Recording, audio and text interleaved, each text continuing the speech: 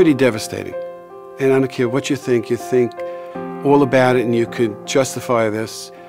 I was not Dr. Mike Infantino. I was Michael Infantino, the patient, the man. He has congenital heart disease, AV canal. His 4 chambers were reduced by holes and the absence of walls into 2 chambers. I got so caught up in that getting promotions and getting more money and going and going. And I'm going to use this word, what the hell for? I got up one Sunday morning and felt like I was running a marathon. I could not breathe because I was in end-stage heart failure.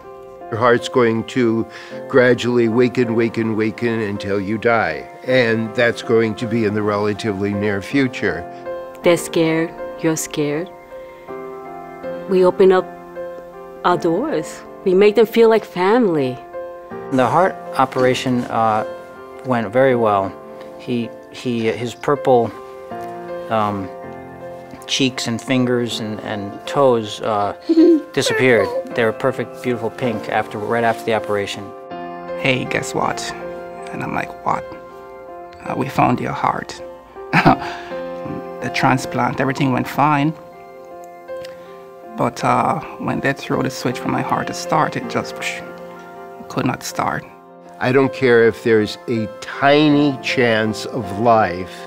I want to try for it. Yeah, my heart wasn't beating for 4 days. I was worried. Yeah. I think it's after 4 or 5 days. They saw what appears to be a little blip on the echo. And everybody rushed in and they did what they had to do and found that my heart actually started beating. So I became that miracle patient. I think in general, it's not as much as miracle, it's as much as people not giving up. All of the nurses were great, but this particular 4,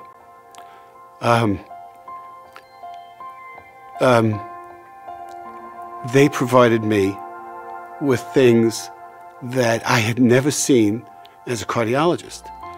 I was taught by a very senior nurse when I was young to take care of my patients as if they were my family. I do not consider myself to be a hero at all. The patients are the heroes, and that's what we're there to take care of the patients. She sat down with me, holding my hand. More than anything, the emotional strength and support that I got helped me to get better. The nurses I work with are amazing. Hardworking, smart, full of life, and I think that's what drives me. Don't give up, no matter what hits you. Yeah, the word hope is very important. I think, people who do have the kinds of problems that Peter has can have hope if they have the access to the kind of medical care that he has access to. And I only hope someday everyone will. I really do. Every time I bring him to a doctor. My dad passed away about 2 years ago from end-stage heart failure. Both of my parents have died of heart attacks. My dad when he was very young, and I was out partying and came home and found him having a heart attack, and he died 2 weeks later. I tend to ignore it, actually. Ever so often it itches and thing, and that's the only irritating part. That sometimes it brings back memory and thing. Other than that, I look at it and, hey, what can I say? I'm alive. I never miss a day when I know how lucky I am. It's your life that you're dealing with. You can't lose more than that, so go try. I have someone who's hearting me, and I give thanks for that. I have an extra angel.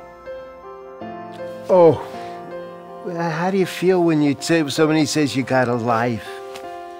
I mean, it happens inside. It's a thing that just, it bursts with warmth and light and sun. I hadn't thought about this this much until my son, but the people who who devote their lives to medicine and surgery and children. I owe them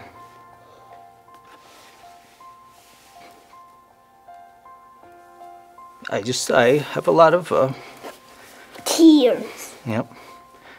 I have a lot of respect for them. I think they do great things, and I'm hoping my son will be one of them. And I think he very well may be. Are you crying? A little bit. Why? I'll tell you later, Bubba.